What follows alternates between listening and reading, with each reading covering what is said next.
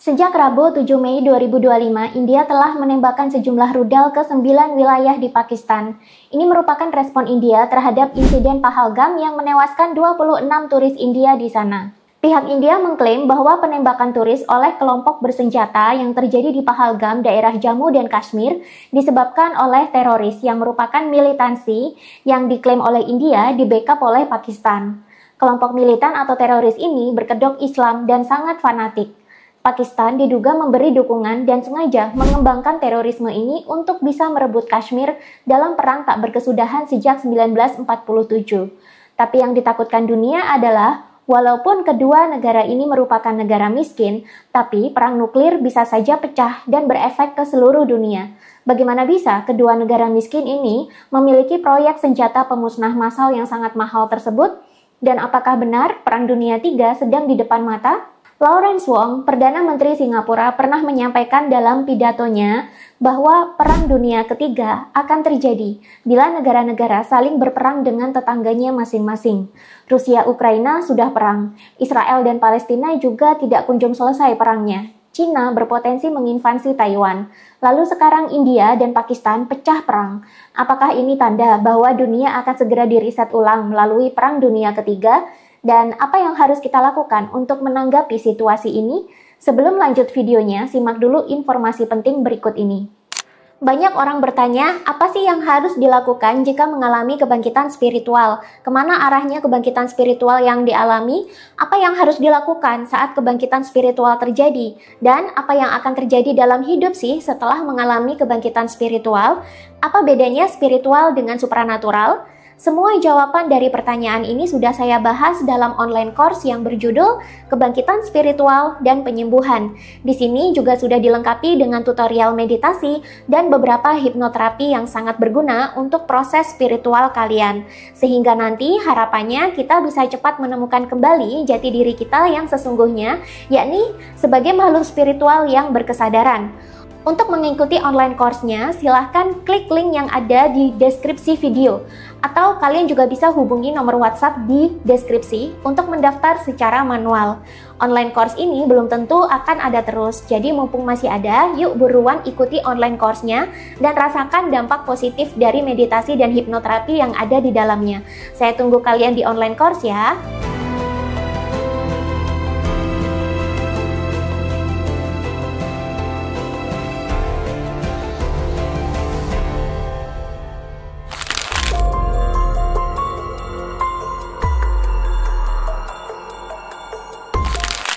Sebenarnya, India dan Pakistan saling berperang itu sudah bukan hal yang baru. Mereka sejak dulu sudah perang, bahkan sebelum India dan Pakistan merdeka, mereka sudah sering terlibat konflik yang melibatkan dua agama terbesar di India, yakni Islam dan Hindu.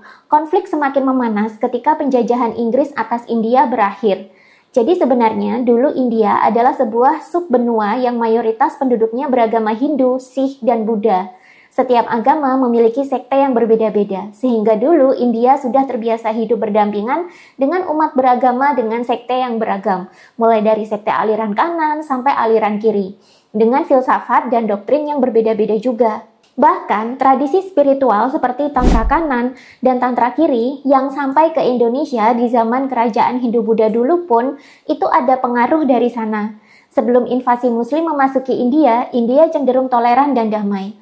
Tapi semuanya berubah ketika bangsa Muslim datang dengan sistem beragama mereka yang fanatik. Atribut-atribut, ajaran, serta kuil-kuil dari agama lain langsung dilarang, bahkan dihancurkan dan dikubur. Ini tentu saja menimbulkan perlawanan dari masyarakat India. Di abad 8-9 Masehi, pedagang-pedagang Muslim mulai berdatangan ke India sebelah utara dan mulai menginvasi area tersebut. Tapi mereka menginvasinya dengan perang berdarah.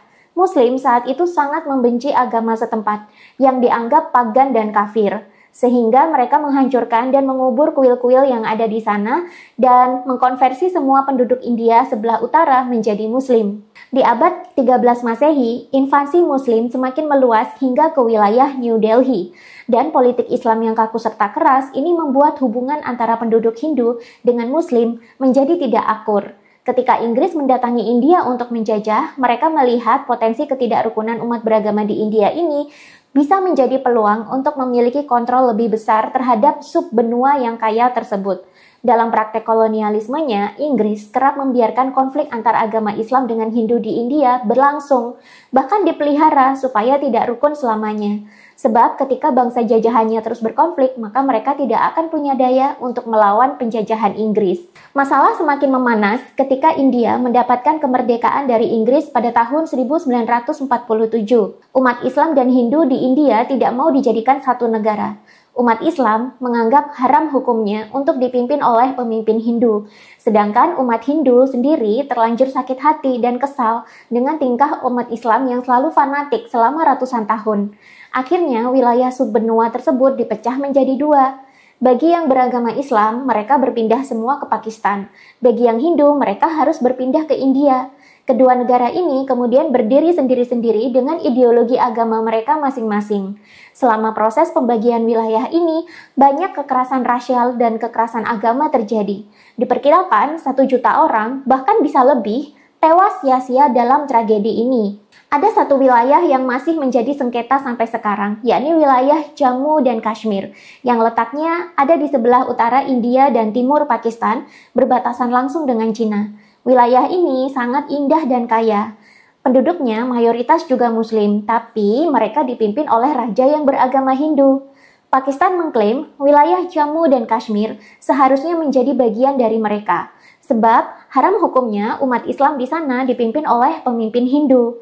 Pasukan Islam dari Pakistan mulai menyerang wilayah tersebut dan menduduki area-area penting di sana, sehingga raja yang memimpin Jammu dan Kashmir, yakni Maharaja Hari Singh yang beragama Hindu, terpaksa meminta bantuan kepada pemerintah India untuk menumpas invasi.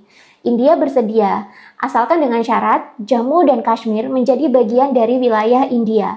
Perang pun pecah antara India melawan Pakistan di daerah tersebut. Karena Inggris sudah tidak lagi menjajah India, maka konflik dua negara ini kemudian menjadi urusan PBB. Pada 22 April tahun 1948, Dewan Keamanan PBB mengeluarkan Resolusi 47. Para pasukan India dan Pakistan tetap bertahan di sepanjang area yang kemudian dikenal sebagai garis kontrol. Tahun 1949, gencatan senjata berhasil dilakukan, dan area tersebut dibagi menjadi dua secara de facto. 2/3 bagiannya diurus sama India, sedangkan Pakistan cuma memperoleh sepertiganya saja. Dan sejak itu, di tahun-tahun berikutnya, perang antara India dan Pakistan di wilayah ini meletus kembali. Tahun 1965, pecah perang kedua di Kashmir. Pakistan yang memulai duluan dengan menyeberang ke wilayah yang diurus India. Tahun 1971, perang kembali pecah dan meluas hingga ke wilayah Pakistan Timur. Dalam perang ini, Pakistan Timur pecah menjadi negara sendiri yang bernama Bangladesh. Yang tentu saja ini membuat kebencian Pakistan terhadap India semakin memuncak. Sebab Pakistan mengklaim pecahnya Bangladesh itu adalah karena didukung oleh India. Tahun 1974, India resmi menjadi negara dengan tenaga nuklir. Dan dikhawatirkan India juga sedang membangun senjata nuklirnya sendiri secara diam-diam. Pakistan lalu merespon dengan mendirikan lembaga nuklir juga, dan Pakistan tentu saja dengan dukungan negara-negara barat yang maju mengembangkan sendiri uji coba senjata nuklir mereka sama seperti India. Sejak tahun itu, Pakistan dan India resmi menjadi salah satu dari 9 negara di dunia yang memiliki nuklir. Tahun 1999, perang kembali pecah di dataran tinggi Kargil setelah Pakistan lagi-lagi menyusup ke area Kashmir yang dikelola oleh India. Ini sudah merupakan perang pertama yang pecah setelah senjata nuklir disiapkan di kedua negara tersebut. Tahun 2000-an, perang kembali pecah akibat bom bunuh diri yang lagi-lagi diinisiasi oleh Pakistan di wilayah Kashmir yang dikelola India. Tapi dalam perang kali ini berbeda, karena dalam perang saat ini sudah mulai diinisiasi oleh kelompok-kelompok militan Islam yang diklaim didukung oleh Pakistan. Lucunya, Pakistan malah mendeklarasikan kelompok militan ini sebagai teroris, sama seperti PBB mengklaim kelompok militan Islam ini sebagai teroris. Sehingga untuk konflik-konflik selanjutnya, sebenarnya ini adalah konflik antara India yang berusaha menumpas teroris Islam. Sama seperti Israel yang berusaha menumpas Hamas yang dianggap sebagai teroris. Dan ini juga sama seperti Afghanistan yang menumpas Taliban yang dianggap teroris dulunya. Namun, India tetap menduga bahwa kelompok teror ini di-backup oleh Pakistan, dan kelompok-kelompok militan atau teroris ini dianggap merupakan proksi dari Pakistan. Bahkan, kelompok militan ini juga menyerang parlemen di New Delhi, sehingga menewaskan belasan orang. Pemberontakan oleh kelompok-kelompok militan Pakistan ini kemudian terus berlanjut sampai 2008. Tahun 2016 dan 2019, perang kembali pecah di garis kontrol. Lagi-lagi, kelompok militan Islam dan Pakistan menyerang wilayah yang dikontrol oleh India di Kashmir. Bom pun dilemparkan ke wilayah Kashmir India, sehingga India harus merespon dengan melawan balik negara Pakistan dengan senjata militer. Kenapa sekarang negara Pakistannya yang digempur?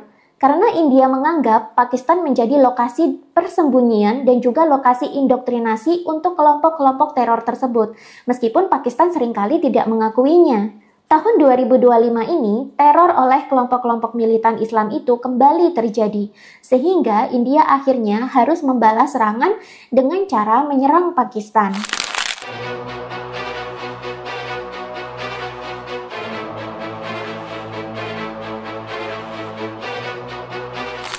Pada Rabu minggu lalu, India sudah menembakkan sejumlah rudal ke 9 lokasi di wilayah Pakistan. Ini merupakan respon India atas serangan kelompok militan atau teroris yang terjadi di Kashmir yang telah menewaskan 26 turis India. Peristiwa ini terjadi pada April lalu. Lagi-lagi, kelompok militan menyerang wilayah di Kashmir yang dioperasikan oleh India. Konon, turis yang dibunuh oleh kelompok-kelompok militan ini sebelumnya ditanya, mereka itu beragama Islam atau bukan? Kalau bukan, maka langsung ditembak mati di tempat. India pun mengutuk serangan ini, dan sebagai balasannya, India menyerang sejumlah titik di Pakistan yang diklaim menjadi tempat persembunyian dan tempat indoktrinasi bagi kelompok teroris ini. Untuk menekan Pakistan, India juga bahkan merusak pembangkit listrik tenaga air di wilayah Kashmir yang dikelola Pakistan. Sayangnya, lokasi yang disasar oleh rudal oleh pemerintah India ini bukanlah area militer, melainkan pemukiman sipil dengan jumlah populasi yang besar, sehingga otomatis ini juga berpotensi mematikan warga sipil yang tidak ada sangkut pautnya dengan terorisme ini.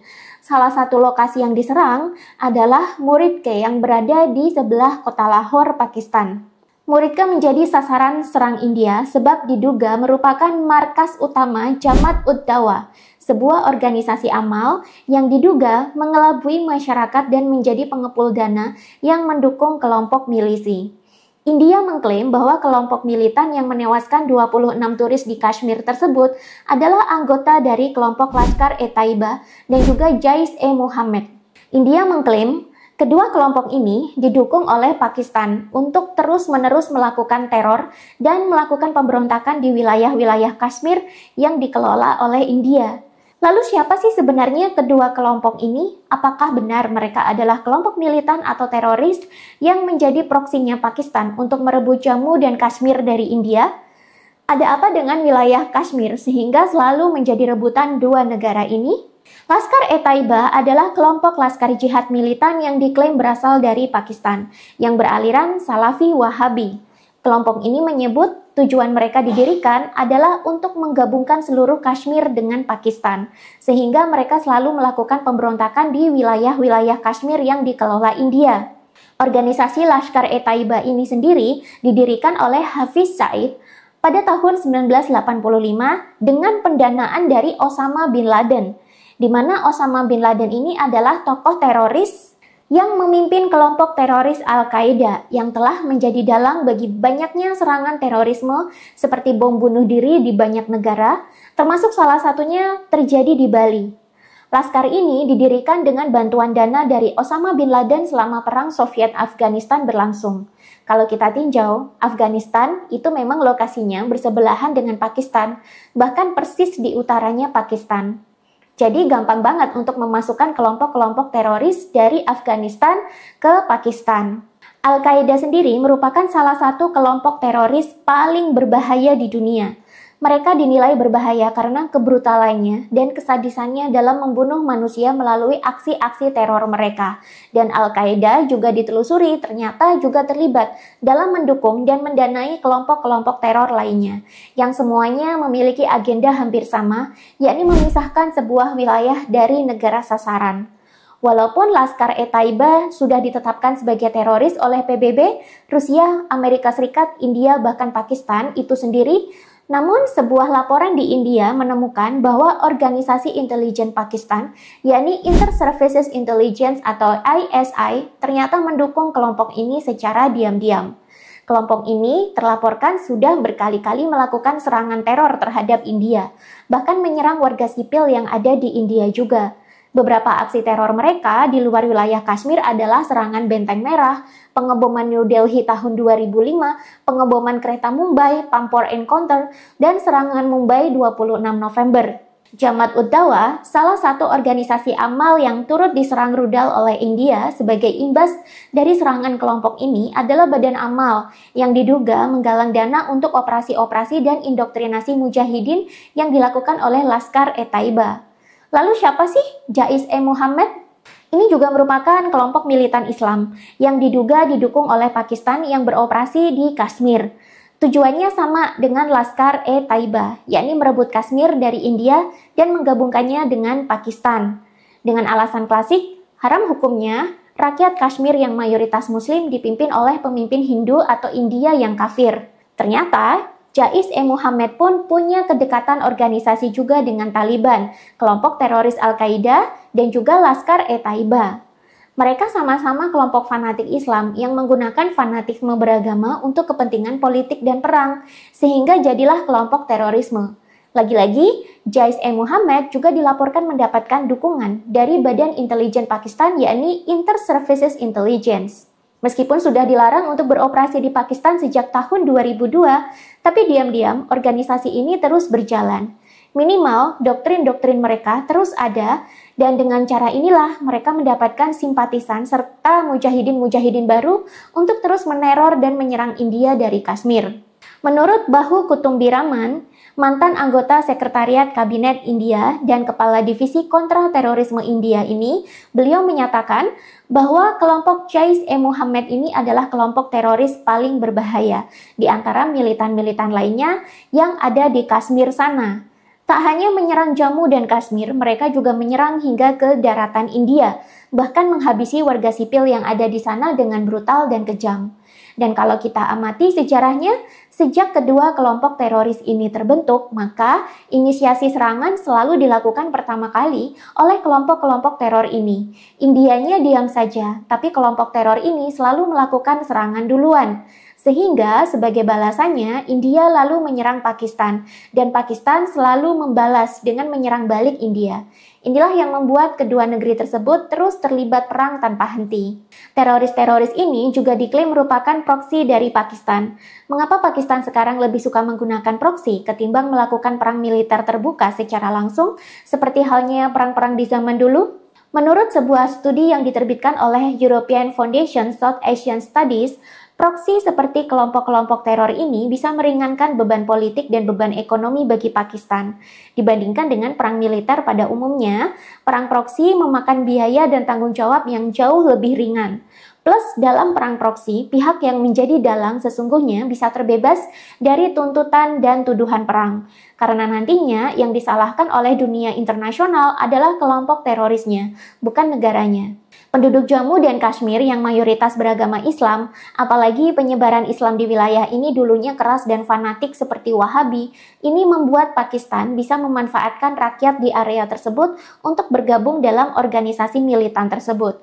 Sejak awal teroris ini terbentuk, Pakistan sudah aktif memberikan dukungan militer kepada seluruh organisasi militan ini, asalkan mereka bisa merebut Kashmir dari India. Awalnya, Pakistan mendukung semua kelompok militan yang ada di sana.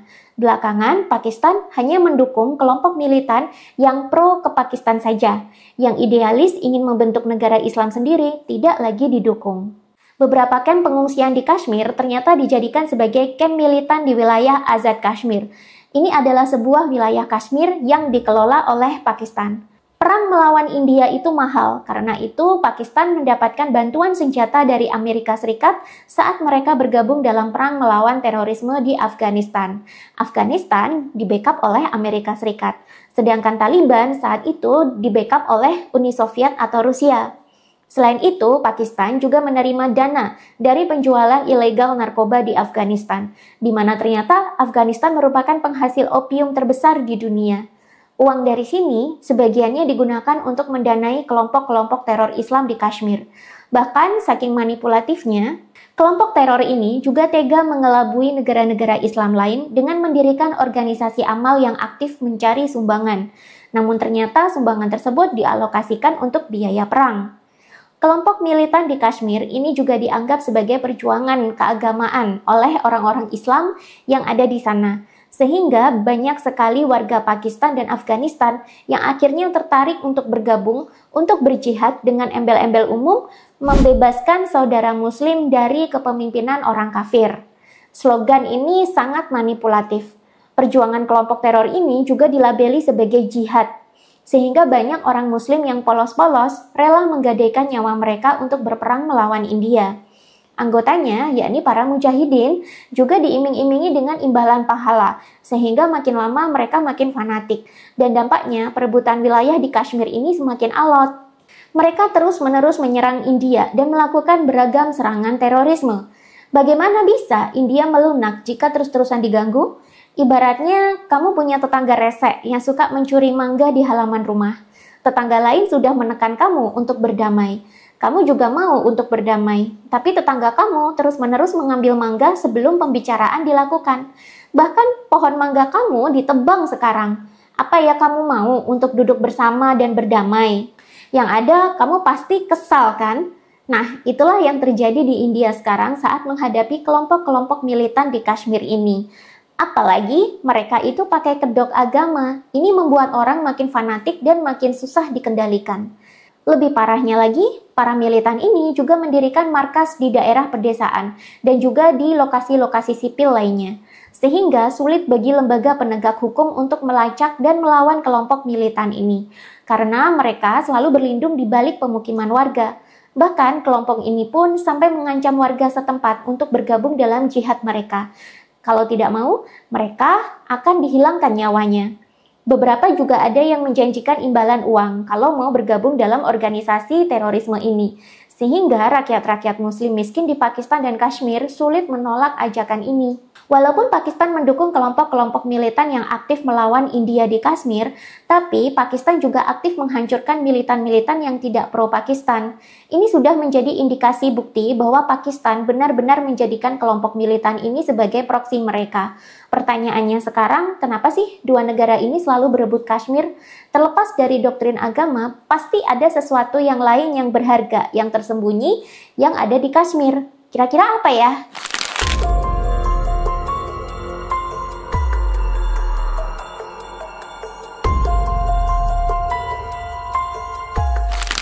Kashmir merupakan sumber air tawar yang sangat penting bagi Pakistan.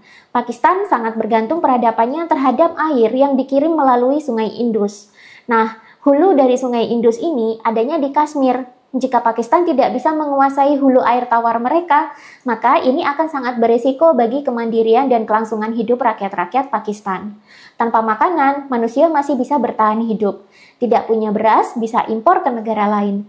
Tapi kalau tidak punya air, itu akan menjadi sumber petaka bagi Pakistan.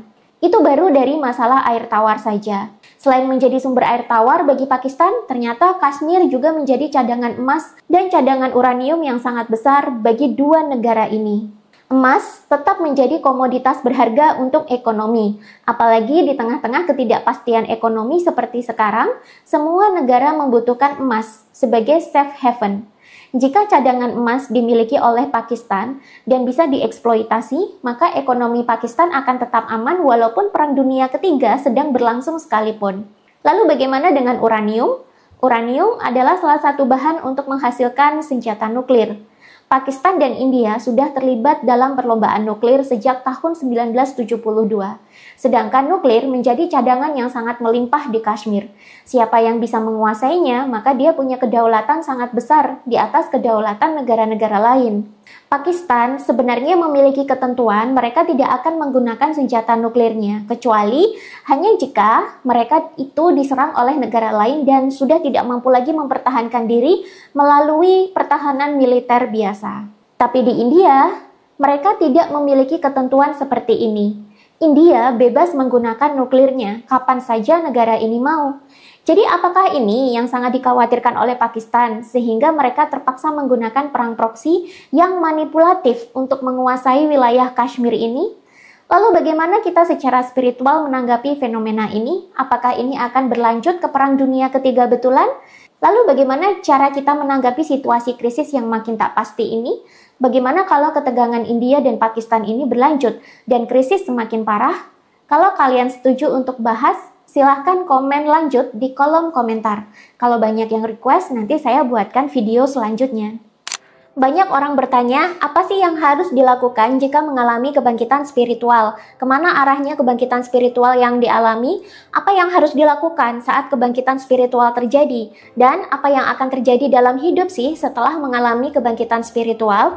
Apa bedanya spiritual dengan supranatural? Semua jawaban dari pertanyaan ini sudah saya bahas dalam online course yang berjudul Kebangkitan Spiritual dan Penyembuhan. Di sini juga sudah dilengkapi dengan tutorial meditasi dan beberapa hipnoterapi yang sangat berguna untuk proses spiritual kalian. Sehingga nanti harapannya kita bisa cepat menemukan kembali jati diri kita yang sesungguhnya, yakni sebagai makhluk spiritual yang berkesadaran. Untuk mengikuti online course-nya, silahkan klik link yang ada di deskripsi video. Atau kalian juga bisa hubungi nomor WhatsApp di deskripsi untuk mendaftar secara manual. Online course ini belum tentu akan ada terus, jadi mumpung masih ada, yuk buruan ikuti online course-nya dan rasakan dampak positif dari meditasi dan hipnoterapi yang ada di dalamnya. Saya tunggu kalian di online course ya.